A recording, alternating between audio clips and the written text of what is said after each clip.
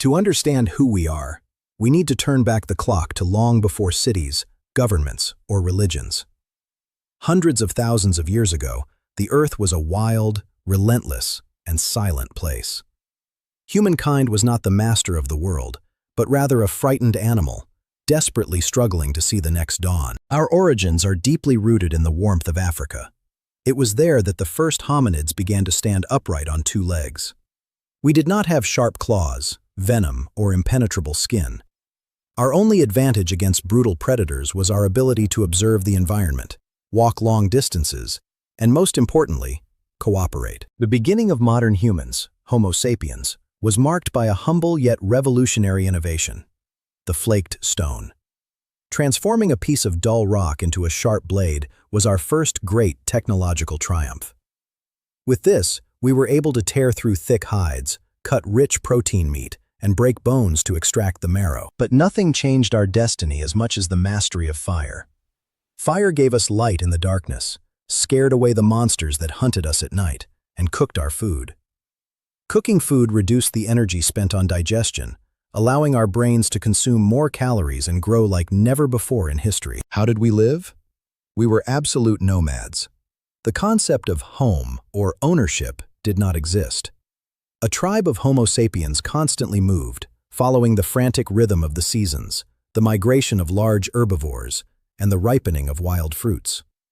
When the resources of a valley were depleted, we packed our skins and walked toward the unknown. The daily routine was dictated by hunger and survival. Men and women had fundamental and complementary roles. Tracking animals, building traps, knowing healing herbs, and identifying poisonous roots required a mental encyclopedia that was passed down from mouth to mouth, generation after generation, under the diffuse light of the campfires. Driven by curiosity and drastic climate changes, our ancestors began to leave Africa. The journey north and east was brutal. We encountered new biomes, insurmountable mountains, and a cold that froze the bones. But upon reaching glacial Europe, we discovered something even more shocking. We were not alone. In those cold and hostile lands, another human species had reigned supreme for hundreds of thousands of years: the Neanderthals. They were our distant evolutionary cousins, descendants of a common ancestor who had left Africa long before we did. And they were creatures remarkably adapted to the white hell of the Ice Age. Neanderthals were not the irrational brutes that pop culture often depicts. They were shorter than sapiens, but incredibly muscular, with broad chests and dense bones. They had huge noses to warm the cold air before it reached their lungs. They were survival machines, built by nature itself to withstand extreme cold. The similarities between us and them were profound and unsettling. Just like sapiens, Neanderthals hunted in coordinated groups, crafted incredibly complex stone weapons, and mastered the use of fire. They faced mammoths and woolly rhinoceroses in hand-to-hand combat of unimaginable violence. They also felt empathy. Archaeological records reveal Neanderthal bones that suffered terrible fractures but survived for years. This proves that even when a hunter became useless for combat, the tribe continued to feed him and care for his wounds. They loved and protected their own. And the most surprising thing, Neanderthals also buried their dead. They placed tools, animal horns, and even flowers with the bodies. This act carries a huge philosophical weight. It meant that they understood mortality, felt grief, and very likely believed in some kind of life beyond the grave. The inevitable encounter between the newly arrived Homo sapiens from Africa and the native Neanderthals of Europe was one of the most crucial moments in the history of the planet. Two different humanities crossing paths in the same valley. And the big question that intrigues scientists to this day is, what happened when we bumped into each other? Did they have war? It is highly likely that they did. The brutal competition for the same hunting territories and the same warm caves during harsh winters must have led to bloody conflicts. Homo sapiens had more agile bodies and throwing weapons that allowed them to kill from a distance, a tremendous tactical advantage. But the encounter was not made up only of death and spear. There was curiosity, trade exchanges, and intimacy. Modern science has proven, through genetic sequencing, that sapiens and Neanderthals mated and had fertile offspring. Our groups mixed during the long nights of the European Ice Age. If you have European, Asian, or Native American ancestry, you carry about 2% of Neanderthal DNA circulating in your veins today. This invisible inheritance has helped us survive by donating crucial genes for our immunity and preparing our skin to deal with new pathogens and cold climates. Despite this genetic union, history has not been kind to our cousins. The Earth's climate became increasingly unstable. The dense forests where Neanderthals used to ambush their prey began to die off, giving way to open plains where the long-distance hunting style of Homo sapiens thrived. Homo sapiens had another lethal advantage. We were machines of reproduction and connection. Our tribal networks were broader, and we quickly exchanged information about where to find better hunting routes.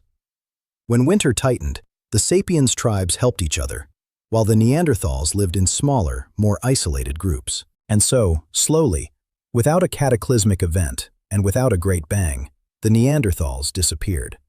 Their populations dwindled, were genetically absorbed by us, or died of hunger and cold in the most remote valleys.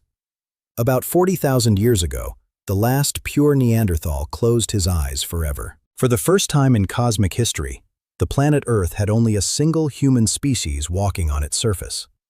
Homo sapiens was now an evolutionary orphan, but also the absolute owner of the horizon. The disappearance of the Neanderthals left us alone to shape the fate of all things. With the competition eliminated and our brains consuming enormous amounts of energy, something magical happened. The cognitive explosion. We began to paint wonderful animals on the walls of caves. Art was born. We started to imagine things that did not exist in the physical world, creating gods, animal spirits, and myths. The ability to believe in collective fictions is what transformed us into an unbeatable force. While a chimpanzee only trusts the members of its own close-knit group, 1,000 sapiens who have never seen each other in their lives could cooperate perfectly, as long as they all believed in the same ancestral spirit or the same great myth. Our technologies have advanced at a speed that natural evolution could never keep up with. We began sewing warm and waterproof clothes with fine bone needles. We discovered how to cross dangerous rivers on hollow logs, and how to create hooks to extract sustenance from the deep waters of the seas. Free from the shackles of climate and the limitations of our own bodies, we became the most invasive species the planet has ever seen. We crossed oceans, dominated isolated islands, and walked across ice bridges to reach the Americas. Wherever humans set foot, the local ecosystem changed forever. Wherever we went, the giant megafauna disappeared. Mammoths, saber-toothed tigers, and giant sloths had no instinct of fear against that fragile little two-legged creature, which took them down from afar with deadly spears. We were the first great ecological disaster on the planet, long before we built factories. Even being brutal survivors, our essence was that of observers of the universe. Under the starry and unpolluted skies, the ancients began to memorize the patterns of the cosmos. They realized that the movement of those distant lights dictated when the harsh winter would arrive and when the animals would return. It was around these ancient bonfires that the most powerful of our gifts crystallized: complex language. We didn't use our voices just to warn that there was a lion in the grass. We used our voices to gossip about the tribe, to create strategies for the next day, and to tell stories about who we were. Our direct ancestors lived like this for an impressive 200,000 years. Most of all human history was spent not in palaces or offices, but running through forests, sleeping on the hard ground, and revering the spirits of nature as brothers. We were part of the food chain. This wild life has sculpted our instincts, our fears, and our modern anxieties. We are, to this day, primates with Stone Age brains, desperately trying to navigate a hyper-connected world. The DNA of those who survived the tigers and the ice is the same DNA that pulses within you now. But this nomadic and hunter life was about to suffer an irreversible blow. The planet's climate would warm up, and sapiens would discover something in the earth that would make them stop walking. We were about to abandon the freedom of the jungle to invent work, property, and cities. The turning point was approaching. When our ancestors decided to leave behind the relentless heat of the African savanna, our bodies were biologically perfect machines for that extreme environment. Our original skin was deeply dark, rich in melanin, functioning as an impenetrable biological shield against the deadly ultraviolet radiation of the equatorial sun. This dark pigmentation protected our folic acid, a vital nutrient for the development of healthy babies and for the reproduction of our species. Our eyes were brown and dark, filtering the blinding brightness of the open plains. We were, in essence, direct and perfect children of the sun. But humanity's great journey took us north. We crossed the Middle East, ascended to the icy mountains of Asia, and entered the dense forests of prehistoric Europe. As we did this, the environment changed drastically, and our great protector, the sun, began to disappear. In the high latitudes, winters lasted long months. The days were short, gray, and covered with brutal snowstorms. That dark skin, which had once been our greatest survival advantage in Africa, suddenly became a huge biological danger in the freezing darkness of the northern hemisphere. The human body needs sunlight to produce vitamin D, a crucial hormone for absorbing calcium and keeping our bones strong.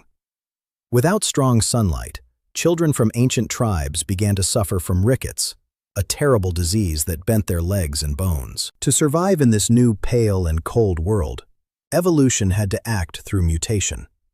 Randomly, over countless generations, some babies were born with less melanin, resulting in slightly lighter skin.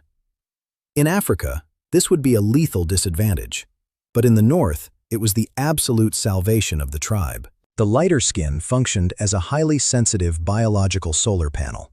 Even under the cloudy and gray sky of the European winter, the pale skin was able to absorb the little available ultraviolet light and produce the exact amount of vitamin D needed to keep the hunters healthy and alive. This change did not happen overnight.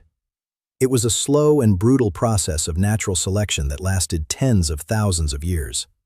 Those with lighter skin survived the winters, grew with strong bones, hunted better, and left many more descendants in the frozen regions. At the same time, our primitive wardrobe helped to drastically accelerate this process of depigmentation.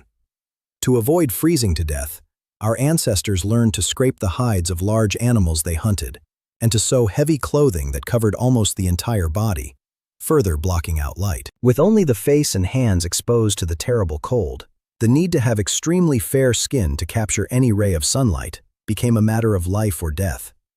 It was the fatal combination of the gloomy weather with the fur clothing that transformed us. And what about the color of the eyes? For most of our evolutionary history, all humans on Earth had dark eyes. However, about 10,000 years ago, near the Black Sea region, a fascinating, accidental, and completely solitary genetic mutation occurred in human history. A single individual was born with a genetic flaw that essentially turned off the ability to produce melanin in the iris of the eyes. Without the dark pigment, the eye began to reflect light in a completely different way, creating the blue color. All blue eyes in the world came from this ancestor. Unlike pale skin, blue and green eyes did not provide any significant survival advantage against the cold or lack of sunlight. So why did this random mutation spread so widely among the tribes of ancient Europe instead of disappearing during tough times? The most accepted answer by evolutionary biology is sexual attraction and the power of rarity. In a world where absolutely everyone had dark eyes, a hunter or gatherer with bright ice-like eyes attracted tremendous attention. They were exotic and therefore highly desired in the tribe. This exotic trait ensured that carriers of these genes had many partners and produced many children. Over the millennia, with the isolation of small groups in the frozen forests of Europe, the recessive gene for light eyes multiplied, creating entire populations with this unique characteristic. Other extreme adaptations have emerged in the most isolated and deadly corners of the planet. In the frozen mountains of the Himalayas and Tibet, ancient peoples developed an invisible mutation that allowed them to extract much more oxygen from the thin air, avoiding death by hypoxia at altitudes that would kill an ordinary human. In the vast and dry plains of Asia, the shape of the face also changed. The eyelids developed an extra fold of fat and skin. This was not merely an aesthetic coincidence, but rather a perfect natural shield against the terrible cutting winds and blinding dust storms of antiquity. Moreover, this same fold of Asian skin acted as a biological snow goggles, incredibly protecting the vision of primitive hunters against the blinding glare of the sun reflected on the vast white expanses of glaciers during the peak of the Ice Age. Our body was sculpted by the landscape. Meanwhile, the tribes that remained in the equatorial regions of Africa, India, and Australia maintained or intensified their dark skin. Without the need to fight for scarce vitamin D in the cold, the original shield of melanin continued to be the best and most perfect natural armor invented by human biology. The great scientific truth is that the notion of human differences is biologically superficial. All these extreme visual characteristics, such as skin color, eye shape, and hair type, are just microscopic adjustments in a genetic code that is 99% identical. Beneath the light or dark skin, blue or brown eyes, runs exactly the same blood of frightened hunters fleeing from brutal predators in the African savannas. We are a single wild species that simply traveled too far and needed to wear different biological armors to avoid extinction. And this frightening resilience was not just in the skin. To endure the deadly cold and the scarcity of game in winter, the tribes developed an unprecedented culture of storage and cooperation. We could no longer just hunt a large animal and eat all the meat on the same day as the hunt. We discovered how to smoke heavy slices of meat over bonfires, creating the first stocks of dried food in humanity. We buried roots and nuts in frozen holes that acted as primitive refrigerators. Learning to store food for tomorrow was the first great financial revolution in the whole world. This ability to obsessively plan for the future changed our mind. Instead of just living in the now, the snow hunter began to understand the passage of time, the harsh seasons, and the cycles of nature. Time began to be measured by the moons and distant constellations. The extreme necessity to cooperate in these deadly climates also drastically reduced internal violence among the tribes. In a snowstorm where everyone depends on each other to avoid freezing at night, killing a member of your own group out of pure anger was a death sentence for the entire tribe. Those ancient groups that fought too much among themselves simply perished in the darkness of ice, leaving no heirs. Those who survived to give us life were the humans who learned to communicate better, to forgive disagreements, to share the little animal fat, and to warm each other. At the end of the last great ice age, modern humanity had already conquered almost all the land masses of the planet. From South Africa to the frozen steppes of Siberia, crossing the ice bridges to the Americas, and descending into the deep forests of Patagonia, we conquered the weather. At that moment, we were a spectacular mosaic of colors, textures, and shapes, relentlessly forged by the stars, the cold, and the geography of the land. Dark tribes in the humid jungles, pale hunters in the icy fjords, and warriors with slanted eyes in the great mountains. The land transformed us, but our long and exhausting journey as wandering hunters and gatherers was coming to an end. Global ice had finally begun to melt, the oceans rose, and the climate of the entire world stabilized. This great warming would bring the greatest turning point in all of human biological history. A weary group of hunters in the Middle East noticed that the seeds they dropped in the fertile soil sprouted again on their own months later. This simple and brilliant observation would make us stop walking forever. Agriculture would be born, creating work, property, and the first great kings. About 12,000 years ago, the world breathed a sigh of relief. The last great ice age came to an end. The immense glaciers that covered the north receded, ocean levels rose, and the global climate became dramatically warmer, wetter, and more stable. The geography of our planet was changing forever, and we would change with it. This climate change brought a silent crisis for the nomads. The gigantic beasts of the Ice Age, such as mammoths and woolly rhinoceroses, which once fed entire tribes for weeks, could not withstand the heat and began to disappear. Homo sapiens had to find a new way to survive in a green and unfamiliar world. It was in the Middle East region, known as the Fertile Crescent, that the miracle happened. Exhausted hunters realized that the plains were filled with a new wild grass, wheat. And more importantly, they noticed a magical pattern. Where a seed fell into the moist earth, a new plant sprouted months later.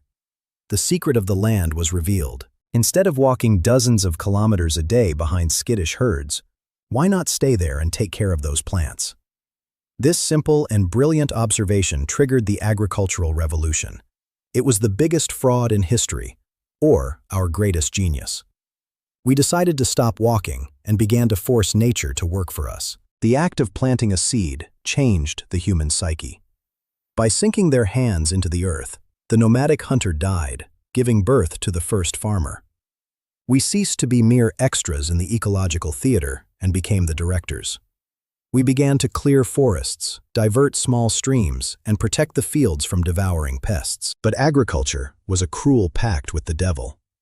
The life of the hunter-gatherer was dangerous, but he worked only 4 hours a day and had a very rich diet.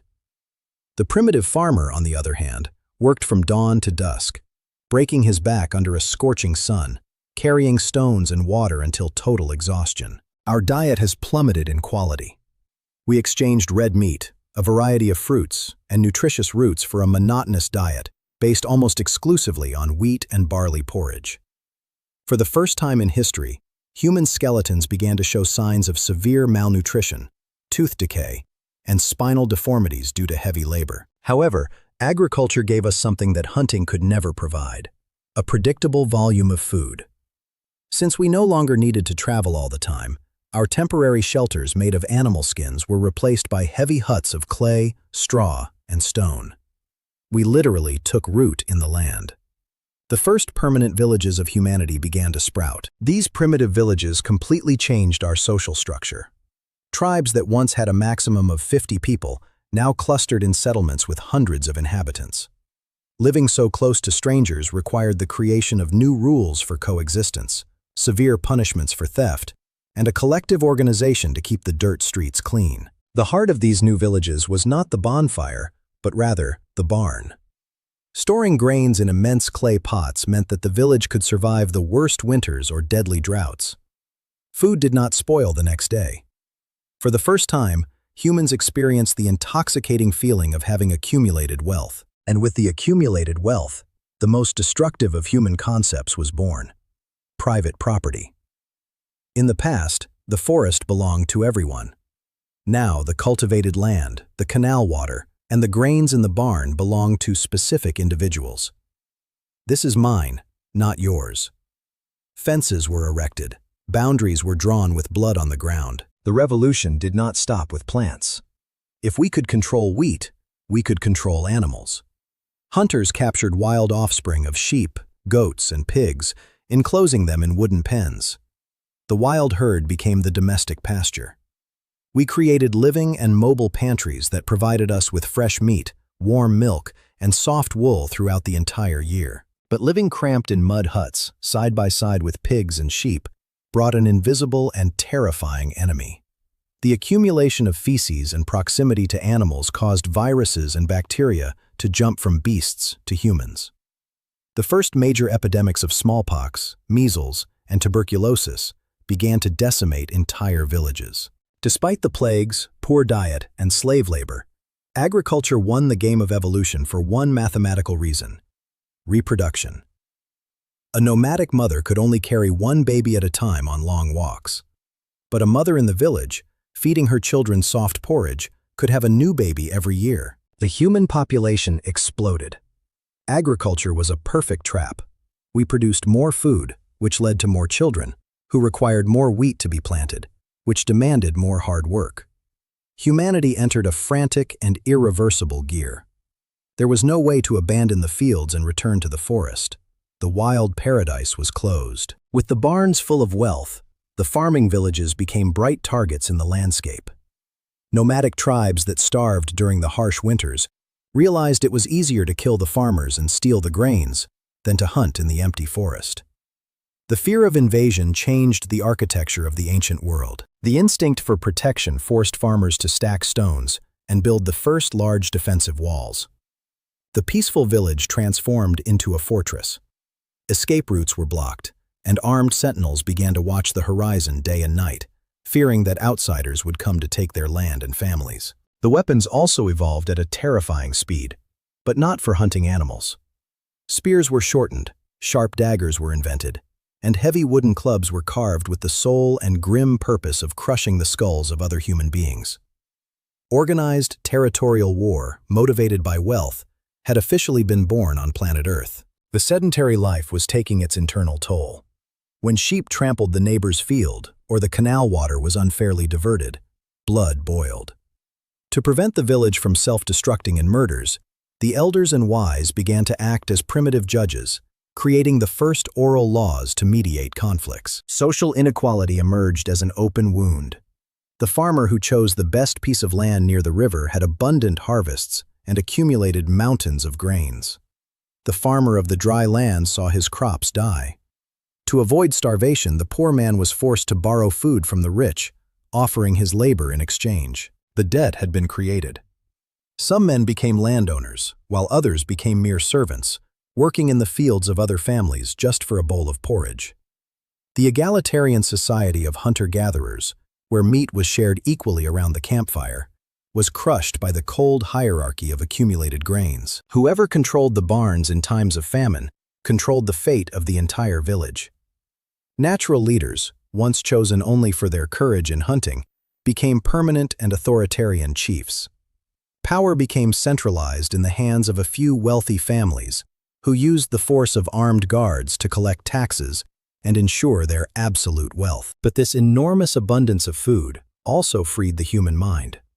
As not everyone needed to plant or hunt daily to survive anymore, new jobs emerged. The first specialized artisans appeared: the potter who shaped perfect vessels, the weaver who created comfortable clothing, and the mason who built indestructible walls. Technological innovation accelerated violently. The villages stopped living in isolation. Long-distance trade routes began to carve through the mountains and deserts. Brave men walked for weeks carrying baskets full of salt, rare seashells, and super-sharp obsidian blades, exchanging these exotic goods for wheat and furs in neighboring villages. The world was starting to connect. The ancient farmer lived in terror of the weather. A hailstorm, an out-of-season flood, or a prolonged drought could destroy the harvest and starve the entire village in winter. Humanity realized that nature was untamable, and in its desperation for control, looked to the skies for help. The ancient spirits of animals and forests were no longer enough. Farmers needed grand gods who could control the rain, the sun, and the fertility of the land. We began dragging tons of stones to erect colossal monuments to the heavens, offering sacrifices of animals and crops to appease the wrath of the weather deities. Organized religion gained a frightening strength. The shamans who could predict the rains by observing the stars gained divine power. They claimed to speak directly with the gods of agriculture, demanding offerings from the frightened peasants.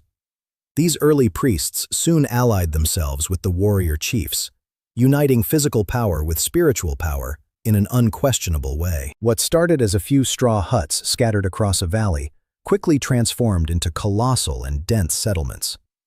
Thousands of people now lived crammed into a maze of narrow dirt streets. The human brain, accustomed to dealing with small tribes, was overwhelmed by an insane web of neighbors, intrigues, laws, and debts. The human memory had reached its biological limit. It was impossible for the brain to remember who owed 3 baskets of wheat, how many sheep had been born in the winter, and what the exact rates that should be paid to the supreme chief were. The system was about to collapse under the weight of its own absurd social complexity. The villa had surpassed itself. To avoid plunging into absolute chaos, humanity would need to make an even bolder leap than agriculture itself. We needed mass organization machines. We were on the brink of building the first true civilizations, crowning tyrant kings, and committing the greatest invention of all time: writing. The accumulation of wealth in the farming villages reached a breaking point.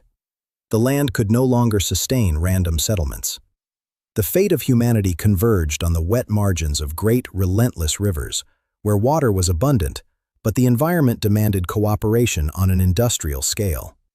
We were about to build the first empires. Between the Tigris and Euphrates rivers, in ancient Mesopotamia, the challenge of controlling the terrible annual floods and irrigating the scorching deserts forced dozens of rival villages to unite. Digging hundreds of kilometers of canals required thousands of workers coordinated simultaneously. Survival demanded an absolute and unquestionable central power. And from this colossal need, the first clay brick leviathans were born. About 6,000 years ago, villages merged to form the imposing city of Uruk. It was no longer just a cluster of peasant huts.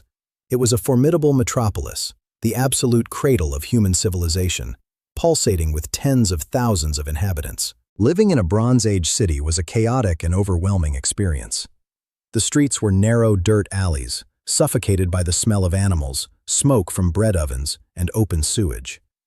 The noise of thousands of unknown voices echoing against the tall mud walls was the soundtrack of human progress. The structure of society violently fractured into unnegotiable classes. At the top, it was no longer just the strongest hunters, but rather an unattainable elite of formidable priests and divine kings. They did not plant, did not build, and did not hunt, but dictatorially controlled the gods, the unyielding laws, and the immense food supplies of the entire nation. To sustain this gigantic elite and the monumental walls, the primitive state invented the first form of institutionalized oppression: taxes. Each farmer was brutally forced to deliver a substantial portion of their harvest to the sacred storehouses of the temple. Those who refused to pay faced the armed fury of the tyrannical king's soldiers. But this gigantic system created an impossible bureaucratic problem. How could a Mesopotamian king know exactly who had already paid the wheat tax, how many pots of beer had been produced in the month, and how many sheep belonged to the sacred temple? The human biological brain simply could not hold so much abstract and mathematical data. Financial necessity forced our greatest invention. Initially, desperate managers used small clay tokens of different shapes to represent sheep or bags of grain, locking them inside hollow clay spheres. It was a three-dimensional record of debts. However, breaking the spheres every time to check the balance was a destructive and inefficient process. Someone extremely brilliant realized that it wasn't necessary to keep the entire tablet. It was enough to use a sharp splinter of reed to draw the shape of that sheep tablet on the smooth surface of a wet clay slab. Thus, in a cold and bureaucratic manner, cuneiform writing was born. We didn't invent writing to compose poetry. We invented it to collect taxes. The impact of this invention was world-shaking. Writing allowed humanity to finally break the barrier of death and absolute oblivion. The memory of a transaction or a law no longer died with the brain of the collector. Information had been stored outside the physical body, etched into the earth forever. You scribes, the few men who mastered that incomprehensible magic of reading clay, became the most powerful and feared people in the state, second only to the monarch himself. They could alter debt records, draft secret messages for distant generals, and seal the fate of innocent peasants with a simple stroke of a reed. When power realized the strength of clay, writing ceased to be merely accounting and began to record rigid laws. The Code of Hammurabi and other ancient laws were inscribed on gigantic stone pillars in public squares. The message was clear. The will of the king was now immutable, unquestionable, and visible to all the punished. The symbols ceased to only record cows and severe punishments, and began to capture the sounds of the spoken language itself. With this phonetic bridge, ancient minds began to write the first glorious epics. The Epic of Gilgamesh recorded legendary adventures, the tireless quest for immortality, and the terror of the great divine floods. While writing revolutionized the collective mind of the state, a second radical revolution was exploding in the smoky furnaces: the Bronze Age. For millennia, our tools were limited to stones, fragile bones, and rotting wood. The empirical discovery of melting copper and tin ores in intense fire would forever change the face of warfare. The magical union of these two soft metals generated bronze, an astonishingly hard, durable, and deadly alloy. This advanced technology allowed for the creation of agricultural tools that did not break on rocks and, tragically, thick armor and sharp swords that did not shatter violently when striking enemy bones and shields. The bronze established the monopoly of extreme violence in the hands of the state. A peasant armed with a stone axe had absolutely no chance against a squad of royal guards wearing shining armor and wielding fire-forged spears. The professional army became the lethal tool of the city's submission and the empire's expansion. To justify this colossal abyss between those who gave the orders and those who starved while digging the earth, the empires erected monstrous temples in the shape of steps, the ziggurats. These artificial mountains scratched the cloudy sky and served as a terrifying bridge between the miserable dust of the mortal world and the supreme and distant gods. The king claimed to be the exclusive intermediary, or even the divine son incarnate. Religion was no longer just an intimate matter of asking for rain and fertility. It became the unbreakable psychological foundation of the central government. Rebelling against the tyrannical monarch was not just a political crime, it was a terrible sin against the universe itself. The heart of these gigantic cities beat to the feverish rhythm of commerce and greed. In the strident markets, primitive barter began to die out. Standardized pieces of silver and heavy bronze rings on primitive scales emerged as the first currency. Humanity invented the abstraction of value. Power now fit in the palm of a hand. The insatiable hunger of Uruk, Babylon, and Ur for fine wood, precious stones, and rare metals drove bold trade expeditions thousands of miles away. Rustic boats made of papyrus and wood sailed down rivers, connecting entire civilizations.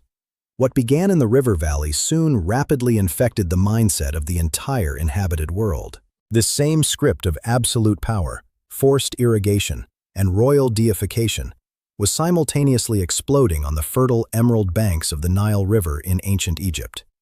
Powerful pharaohs built their gigantic stone tombs using exact mathematics, the brutal force of peasant slaves, and a deep and mystical system of sacred hieroglyphic writing. But to the east, around the fertile valley of the Indus River, astonishingly standardized and clean cities rose with revolutionary underground sewage systems that medieval Europe would envy. In primitive China, along the treacherous Yellow River, brutal and organized dynasties laid the unshakable foundations of the most continuous and lethal empire in the history of the earth. But the undeniable triumph of civilization hid a terrible and omnipresent shadow: systemic slavery. The majestic cities of antiquity were literally built on the backs of imprisoned war prisoners, bankrupt debtors, and abducted women. Forced and inhumane labor was the silent, cruel, and tireless engine of the ancient world. When the heavy state taxes drained the grains from the villages, and hunger drove the poorest to madness, the popular rebellion erupted like a furious volcano. Desperate peasants stormed the luxurious temples to burn the clay debt records, in a futile and bloody attempt to destroy the physical evidence of their own legal slavery. The original city-states were not satisfied with their own walls. Driven by the sick desire to control trade routes, copper mines, and fertile waters, the kings marched against each other. Humanity entered an uncontrollable spiral of imperial slaughter. Those who did not form gigantic armies would be ruthlessly swallowed by the neighboring empire. Massive empires arose, devouring thousands of free villages. The world became a vast and sadistic chessboard, where dozens of nations fell, and relentless generals cruelly redrew the maps of the land with each new harvest of blood. The peaceful tribe had disappeared forever, swallowed by the leviathan of the continuously expanding state. However, amid all this slaughter and extreme exploitation, humanity's intellectual culture was flourishing incredibly. The astronomers of Babylon mapped the sky with surgical precision. Mathematicians calculated mysterious eclipses, and doctors recorded cures on thick scrolls. The infinite accumulation of knowledge had become our sharpest superpower. The cities, despite their horrible chaos and dictatorial oppression, became blazing furnaces of human innovation. They were places where radical ideas violently collided, where primitive science took its first philosophical breaths, and where people began to question the absurd narratives of the very kings they served blindly. The nomadic hunter who once feared the darkness of the night now forged metals that melted the rocks. The primate that hid in the savannas now wrote eternal laws and dramatically altered the course of rivers. The land no longer belonged to the wild nature. The land now undoubtedly belonged to human governmental machines. With the consolidated cities and the sharpened bronze weapons for the eternal war, the men who crowned themselves gods would soon discover that dominating the land was incredibly easy, but controlling the relentless soul of millions of servants would be their greatest challenge. Our next step will be to enter the halls of power, of kings, of laws, and of primitive monotheism. When the villages of farmers swelled and transformed into chaotic metropolises, the ancient equality of nomadic campfires died forever. Governing 10,000 strangers squeezed between mud walls required something much more powerful than mere brute force. It demanded the invention of supreme and unquestionable authority. In the early days of civilization, leadership was temporary. The fiercest warrior led the tribe only during crises and wars. But when cities began to accumulate immense wealth in their granaries, wars became continuous. The military leader refused to relinquish power when the battle was over. Thus was born the figure of the absolute monarch. The warrior chief transformed into the untouchable king. For the first time in the history of our species, a human being built a gigantic palace to physically and psychologically separate himself from the rest of his own tribe. The ruler became a completely alien entity to the people. But military force has a biological limit. A king, no matter how brutal, cannot fight against 10,000 hungry and enraged peasants at the same time. If the people realized that the monarch was just an ordinary man bleeding like them, the revolution would be swift, bloody, and inevitable. To avoid being decapitated by his own population, the king needed an invisible justification for his rule. He needed a sacred lie. It was then that political power forged the most enduring and lethal alliance in all of human history: the union between the monarch's sword and the priest's altar. The ancient priests, who previously only predicted the rains and prayed to the spirits of the harvests, now received lands and riches to preach a new narrative. They publicly declared that the king was not just a violent man who seized power, but rather the direct representative of the gods on earth. The psychological effect of this primitive propaganda was devastating. Rebelling against high taxes or against slave labor ceased to be a mere political crime. Raising a hand against the king crowned by the heavens became blasphemy, a cosmic sin that would attract the fury of storms and the destruction of the entire city. To sustain this cosmic illusion, the very nature of religion was radically transformed. Pure animism, where every tree and river had a free spirit, was replaced by hierarchical and fearsome pantheons. The new gods had human forms and violent personalities. They demanded obedience, tributes in gold, and absolute fear from mortals. The temples became the financial and spiritual heart of the empires. The fear that the sun would not rise, or that the rivers would dry up, forced the peasants to give their best goats, sheep, and wheat crops to the priests. The blood sacrifice on the altar stone bought cosmic forgiveness and filled the state's coffers. Architecture was also used as a weapon of mental submission. By erecting gigantic ziggurats, colossal pyramids, and stone obelisks that pierced the skies, the state made the common individual feel tiny, fragile, and insignificant. The overwhelming size of the temple crushed any thought of rebellion. With tens of thousands of people living in the same metropolis, crimes, thefts, and murders among strangers became routine. In a small tribe, revenge solved everything. But in a giant city, blood feuds generated civil wars that paralyzed the economy. Civilization desperately needed an unyielding and neutral arbiter. Thus arose the concept of state justice and the codified code of laws. Kings like Hammurabi in Babylon ordered their laws to be carved into gigantic stone monoliths so that everyone could see them. The law ceased to be the fluctuating opinion of a village elder and became a rigid, cold, and permanently written rule. The laws of the ancient world were terribly brutal, based on exact retaliation. Eye for an eye, tooth for a tooth. If a builder caused a house to collapse and killed the owner's son, the builder's son would be executed. The public brutality of the punishments served as a theater of terror to keep the massive population in line. But this ancient justice was neither blind nor equal. The legal codes clearly separated humanity into three false biological species: the noble elite, common citizens, and slaves. Killing a noble resulted in torture and a painful death. Killing a slave only required the payment of a small fine in silver coins. Strengthened by harsh laws, full granaries, and the fervent blessing of their patron gods, the empires felt the need to expand. When Babylon marched against Egypt or the Hittites, it was not just a clash between ambitious generals. It was a true cosmic war. It was the storm god against the sun god. In ancient polytheism, the gods were local and territorial. When an empire conquered another city's territory, They would destroy the sacred statues of the enemies or take them as hostages. The defeated people tragically accepted their fate, believing that the gods of the invaders were simply stronger and more violent than their own. Being conquered in the ancient world meant the total annihilation of cultural identity. Your city burned, your family was enslaved, your laws were abolished, and even your creator gods were humiliated and erased from history.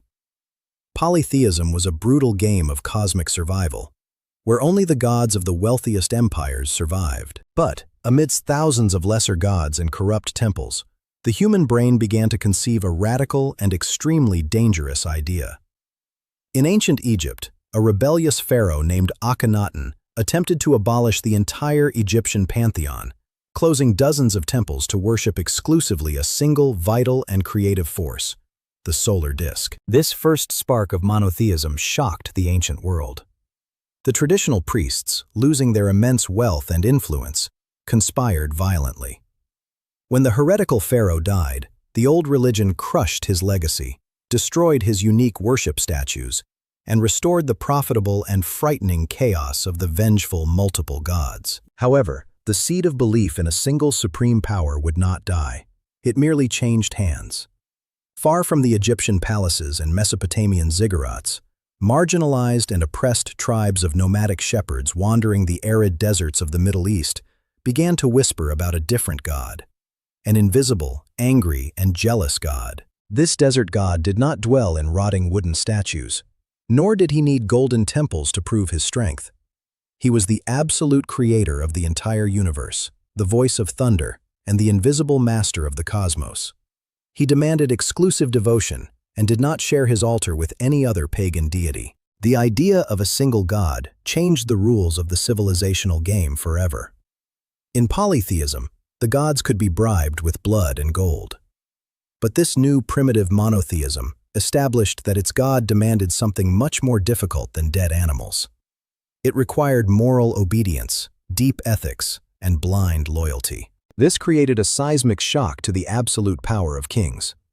For the first time, there was a higher law, floating above the crown of the monarch. If the king disobeyed the commandments of this supreme god, miserable prophets dressed in sheep's clothing could point their finger in the ruler's face and declare that he had lost the divine right. This theological revolution provided enslaved peoples with an indestructible narrative of hope. If their god was the only creator of the universe, then the gods of the empires that oppressed them were merely stone lies. Monotheism gave the weak the moral strength needed to challenge the greatest empires of the Bronze Age. The law no longer belonged only to the wealthy nobles who read it in the palaces. The monotheistic tradition insisted that God's rules should be taught to children in the tents and memorized by the peasants around the campfires. The knowledge of divine laws began to slip from the cold grasp of the elite priests. The Bronze Age, with its dozens of gods, its extortionate taxes, and its massive slavery, ultimately collapsed under the weight of its own wars, internal rebellions, and invasions by mysterious peoples. Empires that seemed eternal fell within decades, leaving their statues of relentless deities buried in the dust of the desert. From the ashes of destruction, humanity crawled into the Iron Age. The dark and cheap metal democratized violence. The old bronze chariots of the pharaohs lost their absolute terror. With iron weapons easy to forge, barbarian tribes and smaller kingdoms gained the courage needed to slit the throats of the great divine kings. The end of this era proved a fundamental and ironic lesson about human power. Monumental cities crumbled, and unbeatable armies rotted on the battlefield. In the end, the only thing that truly survived the brutal test of time and fire was not the gold of kings, but the silent words written by the scribes. Humanity had learned to use clay, stone, bronze, and religion to forge its dominion over the earth. But the battle for the human soul was just beginning. The isolated beliefs of the desert peoples were about to be compiled into the most influential, controversial, and powerful document in all of history. A portable library of laws, prophecies, and survival stories would begin to be drafted to survive the exiles. Our next step will be to investigate how money shaped the continents, and how the desperation of a small people gave rise to the Holy Word, shaping the rules of our own modern world. As ancient cities grew and became empires, The old barter system began to stifle progress. Trading an entire cow for a few dozen baskets of wheat was a logistical nightmare. How do you divide a live cow if you only want to buy a small clay pot? Humanity desperately needed a mathematical abstraction. The first brilliant solution was to standardize the value of things using items that would not rot. In ancient Mesopotamia, barley grain and, later, pieces of raw silver became the universal standard. It was no longer necessary to carry goats across the desert. You carried small silver rings that represented the exact weight of human labor and food. Despite the fact that silver coins in each exchange were a slow process and subject to terrible frauds and counterfeits. It was in the ancient kingdom of Lydia where the true financial revolution occurred. The king ordered that small pieces of electrum, an alloy of gold and silver, be stamped with his royal seal, guaranteeing the exact weight and purity of the metal. It was born like this, almost 3,000 years ago, the first minted coin in the world. A piece of cold metal, useless for eating or wearing, but it possessed an overwhelming psychological power. Money is, in its essence, the most efficient and universal system of mutual trust ever invented by the human brain throughout its long evolutionary history. The currency broke the invisible barriers of language, religion, and geography. Two traders who did not speak the same language, who worshipped completely different gods, and who culturally hated each other, could blindly trust the same silver coin. Money became the only truly universal language of the ancient world, connecting mortal enemies through greed. Driven by the shine of metal, entire towns became masters of trade and dangerous exploration. The Phoenicians built incredibly sturdy cedar wood ships and ventured into the terrifying Mediterranean Sea. They did not seek to conquer lands with armies, but to dominate strategic ports, extending massive trade routes that spanned from Egypt to the shadowy coasts of Europe. These ships not only transported wine, oil, and textiles dyed with royal purple, they carried the invisible engine of human progress. When docking in distant ports, merchants exchanged stories, metal forging technologies, and architectural innovations.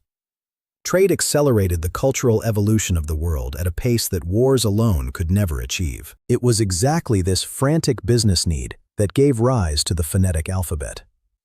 The Phoenicians needed a writing system that was much faster and more practical than the thousands of complex and elitist symbols of the Egyptians or Mesopotamians. They created a handful of simple letters that represented sounds, democratizing reading and changing communication forever. As the ships sailed the seas, gigantic caravans of camels faced the scorching fury of the Asian and African deserts. The Silk Road and the incense routes began to take their first brutal forms. Men risked their lives crossing frozen mountains and deadly dunes to bring precious stones, spices, and gold to greedy emperors. But money and long-distance trade brought a new kind of silent tyranny to the world. In agricultural villages, the abstraction of currency gave rise to the grim concept of compound interest and financial debt. The land, which was once a sacred inheritance of the family for growing wheat, could now be mortgaged and brutally confiscated. When a drought destroyed the harvest, the poor farmer had nothing to eat. To avoid starving, he borrowed silver coins from the nobles of the temple. But interest rates in the ancient world were extortionate, often exceeding 30% per year.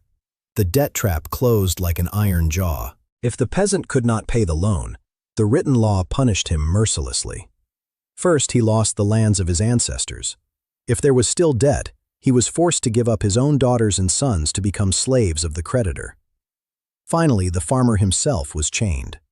The debt created a legion of slaves in his own homeland. That massive economic pressure was a ticking time bomb for the empires.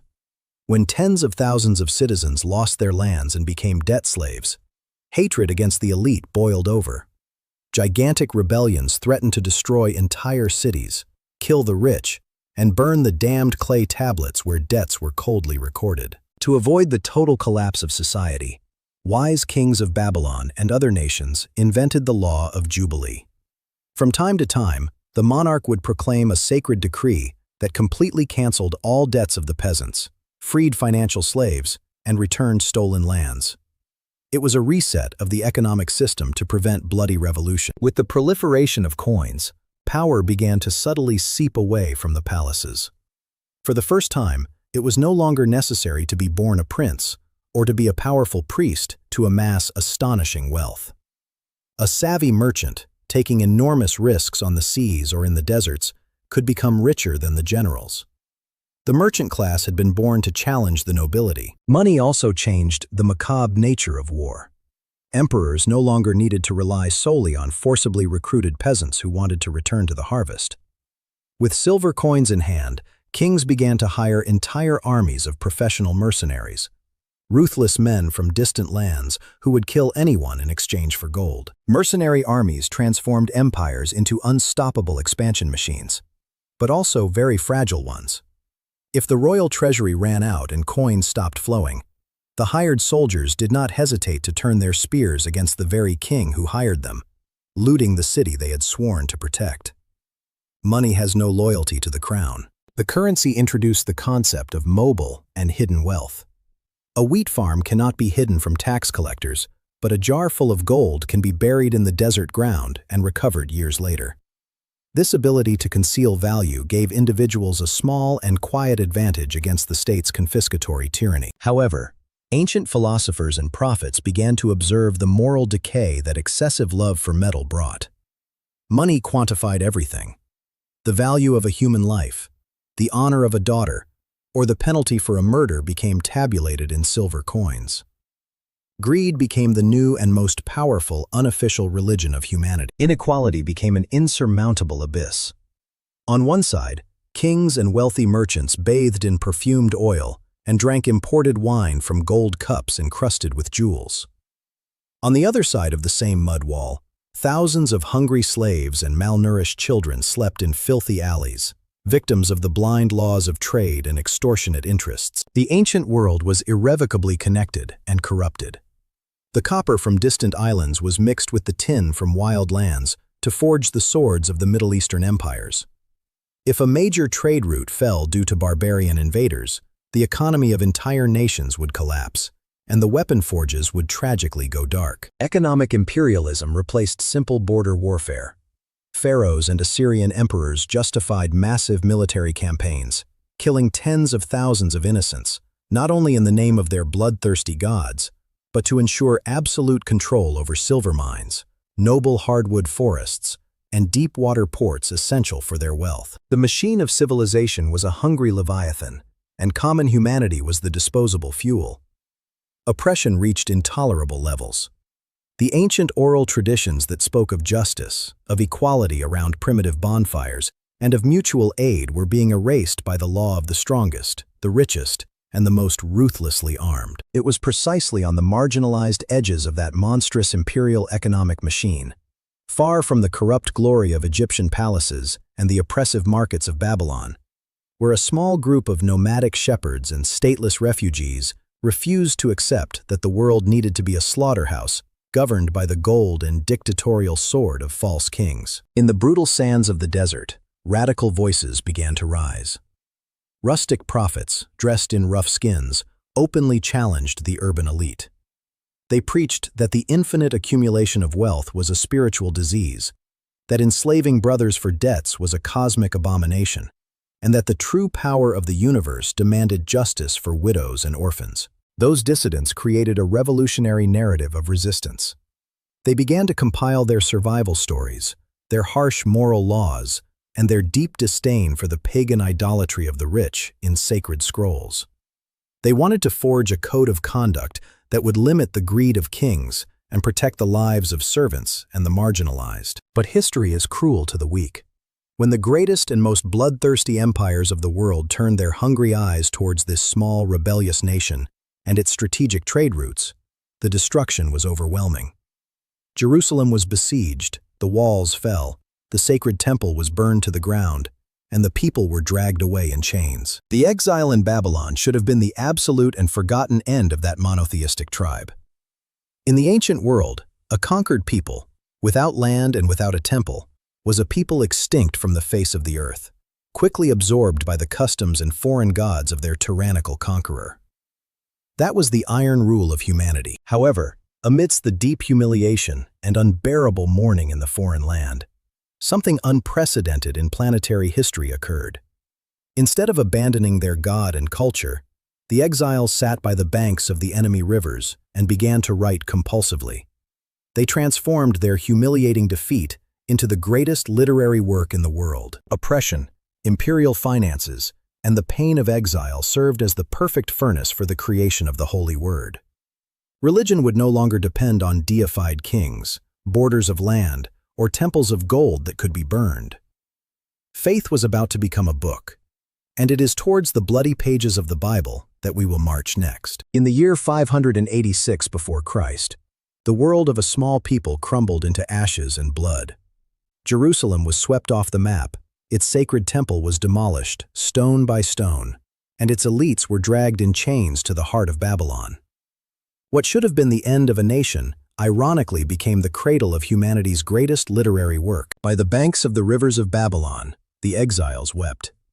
They had lost everything, their land, their king, and their house for God.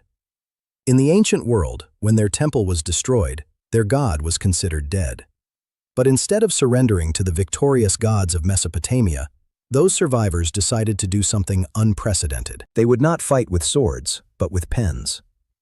In exile, religion ceased to be based on animal sacrifices at a stone altar and became a religion of the book. Desperate scribes and prophets began to gather centuries of oral traditions, war poems, and ancient laws to compile what we now know as the Hebrew Bible. Writing was an act of supreme cultural resistance. They needed to explain why their God, the creator of the universe, allowed their people to be enslaved by pagan empires. The answer they found changed human philosophy. The blame was not on God, but on the moral choices of the people. The story became a lesson in ethics. Before the exile, faith was ritualistic and local. With the writing of the Holy Word, faith became portable. God was no longer tied to an address in Jerusalem. He now dwelled in the written words on the scrolls that could be hidden and taken to any corner of the earth. Divinity became omnipresent through the text. The Bible was not born ready. It was a library built over 1,000 years.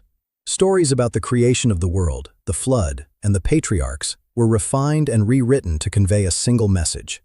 There is only one God, and He demands justice, not just empty rituals of sheep's blood. The challenge was monumental.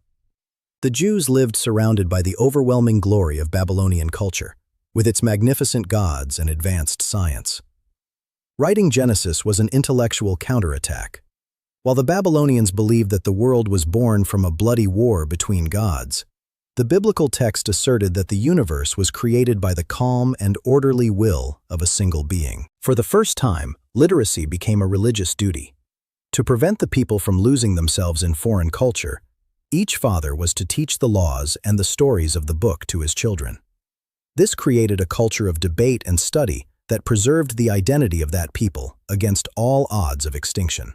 Biblical morality introduced a revolutionary concept: the sanctity of individual life. In the world of great empires, the individual was merely a disposable piece for the king. In the Holy Word, every human being is made in the image and likeness of the Creator, possessing an intrinsic dignity that no pharaoh could take away. This ethical monotheism transformed God from a capricious tyrant into a moral judge. The Bible established that even kings were subject to the law. If a monarch committed an injustice against a poor peasant, he would be sinning against God himself. It was the end of the divine impunity of rulers. In the midst of the darkness of exile, the stories of Moses and the Exodus took on a new meaning. The book promised that oppression was never the final word. If a people remained faithful to their word, freedom would be possible. The Bible became the first manifesto of liberation for an enslaved people in history. The preservation of the text required a pathological precision. Scribes called Masoretes would dedicate their lives to counting every letter and every point of each book to ensure that nothing was altered. A single mistake in a letter, and the entire parchment would have to be buried or destroyed. The word was considered sacred and immutable. When the Persian Empire finally conquered Babylon and allowed the Jews to return home, they did not return only with gold, but with the book. The temple was rebuilt, but the true center of life was now the public reading of the scriptures. The culture of the text had triumphed over the culture of stone and empire. With the conquests of Alexander the Great, The Greek world collided with the biblical world. The Bible was translated into Greek in the famous Septuagint. For the first time, the radical ideas of ethical monotheism emerged from the confines of the desert and entered the minds of philosophers and citizens throughout the Mediterranean world. Centuries later, under the relentless rule of Rome, the biblical tradition would give rise to a new movement that would take these ideas even further. Jesus of Nazareth and his followers would use the foundation of the ancient scriptures to preach a message of universal love and spiritual equality that would shake the foundations of the Roman Empire. Christianity took the Holy Word and opened it up to all nations, not just to a chosen people. The idea that the God of the universe personally cared for every slave and every sick person was a cultural atomic bomb in a Roman society based on strength and brutal hierarchy. Persecuted and forced underground, the early Christians preserved the biblical texts with a desperate fervor. They saw in the ancient prophecies the promise of a new world. The Holy Word was their only weapon against Caesar's legions, and it proved to be the most resilient weapon of all. Empires have tried to burn these books repeatedly throughout history. They knew that a people who read and believe in a law higher than the state cannot be completely controlled. But for every scroll burned, 10 copies were secretly made. The text was a seed that sprouted in the ashes. The Bible has become the backbone of Western culture. Our notions of law, social justice, and human rights themselves have direct roots in the prophets' denunciations against the exploitation of the poor. Even for those who do not believe, the book has shaped the language and the logic with which we think about the world. Modern religion is not just about faith. It is about history and moral finances. The concept of tithing and institutionalized charity was born from these pages, creating the first social welfare networks in a world where the state only cared about collecting taxes and financing endless wars. The discovery of the Dead Sea Scrolls in the 20th century proved the incredible fidelity with which these texts were preserved for 2,000 years. The text we read today is essentially the same as that which the sweating scribes wrote under the light of oil lamps in the Judean desert. The sacred word unified peoples who would never have known each other. It created a common language of symbols and archetypes that connected the peasant of Europe to the shepherd of Africa. The Bible was the first great system of global communication, long before the internet or the press. But the history of the Bible is also a story of power and interpretation. Throughout the centuries, rulers have used the text to justify crusades and inquisitions, proving that the Holy Word can be a tool of liberation or a weapon of oppression, depending on who holds the pen. It was in the ancient monasteries and libraries that science and philosophy were preserved, along with the scriptures.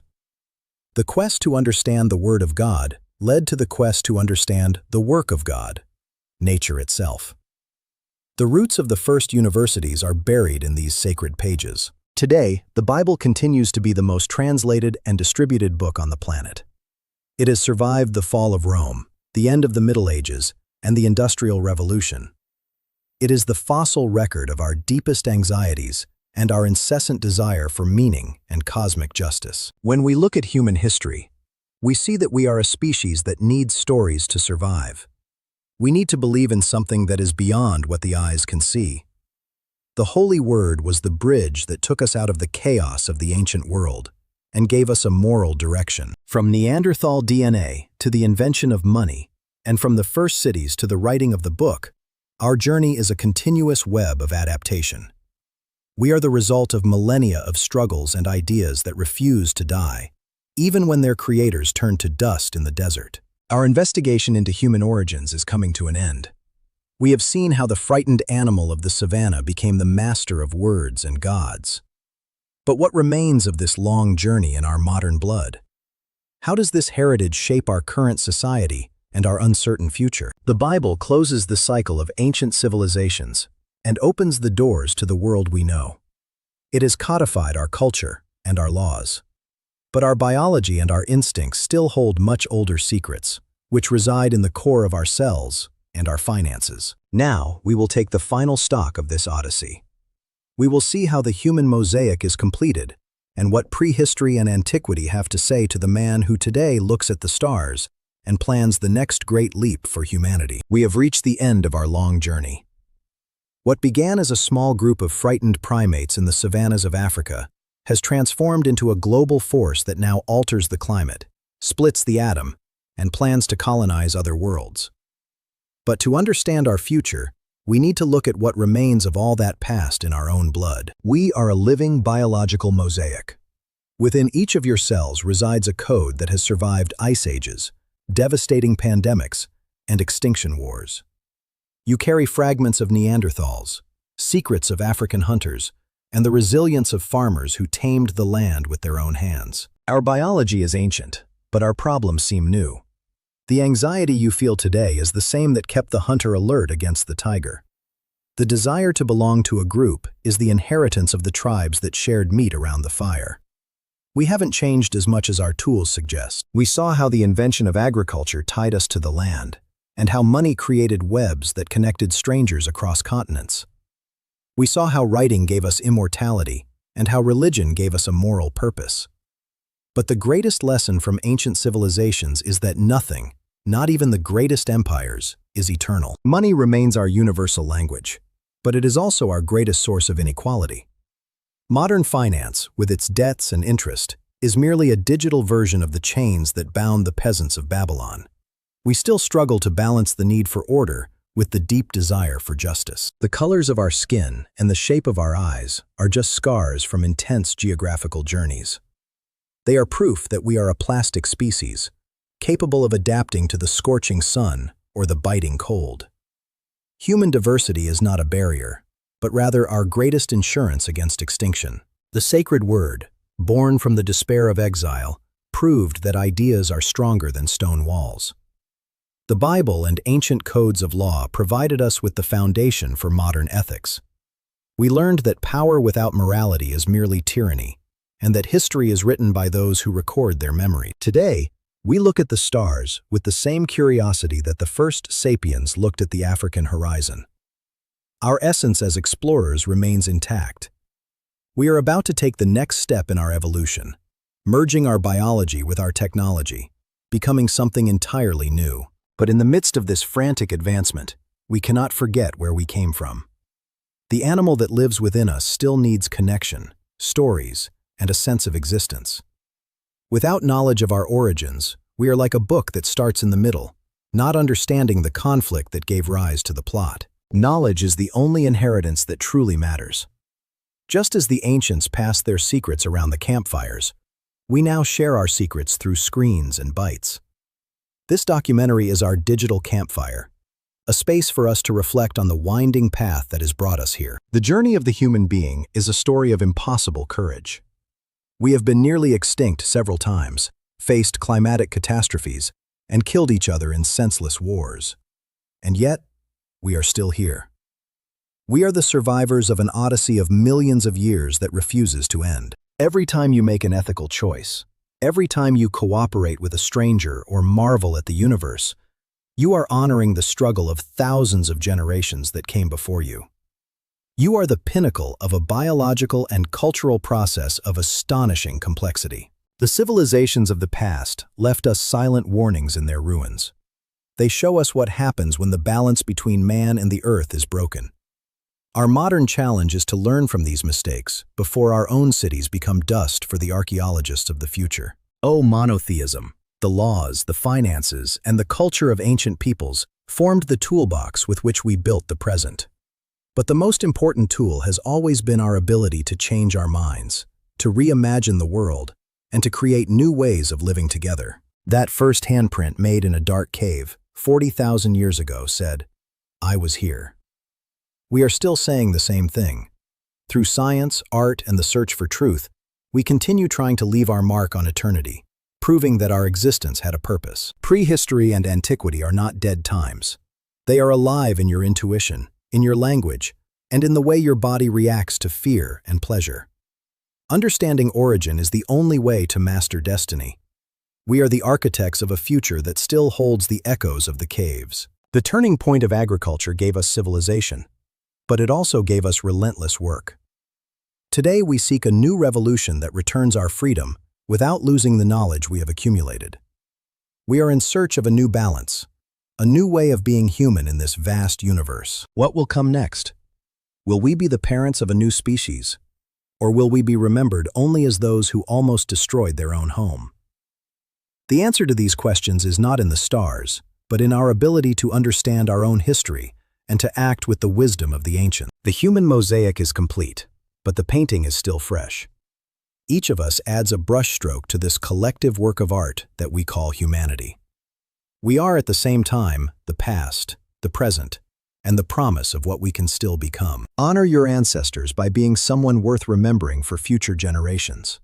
They fought against the ice and the tigers so that you could be here today, watching this video and reflecting on the mystery of life. The flame they ignited is now in your hands. We traveled from caves to palaces, from deserts to temples. We witnessed the birth of the self and the birth of the us. This is the odyssey of Homo sapiens, the creature that learned to tell stories to avoid dying of loneliness in the cold of the cosmos. The story of human origins is your story. It is the account of your resilience, your intelligence, and your eternal quest for justice and truth. Never forget that you are the result of a biological and cultural miracle that took millions of years to come to fruition. Now you hold the knowledge. You understand the roots of your colors, your laws, and your gods. This knowledge is power. Use it to understand the world around you and to question the narratives that try to divide you. We are, after all, one human family. Time is a river that flows in one direction, but memory is the bridge that allows us to go back and learn. May this journey through our origins ignite in you the same curiosity that drove our ancestors to cross unknown horizons. Oh, our documentary ends here, but your quest for knowledge must continue. The past is a generous teacher for those who have ears to hear. We will continue to explore the mysteries of existence, technology, and the future. For our story is never done being written. If this journey through our roots has touched you, don't let that flame go out. Producing deep content like this requires immense dedication to historical and scientific truth. Your presence here is what keeps this channel alive and independent. Leave your like right now so that the YouTube algorithm understands that this type of knowledge matters. Comment below. Which part of this story surprised you the most? Knowing about Neanderthal DNA or about the invention of writing? I want to read your opinion and discuss with you. Subscribe to the channel and turn on the notification bell. We are preparing even more impactful videos about the mysteries of space, future military technologies, and the secrets that the great powers are trying to hide. You won't want to miss what's coming up. Thank you for walking with us from the savannas to the present. The story of humanity continues, and you are the protagonist of the next chapter. I am the voice of your knowledge, and we will see each other in the next great mystery of our existence. Until then,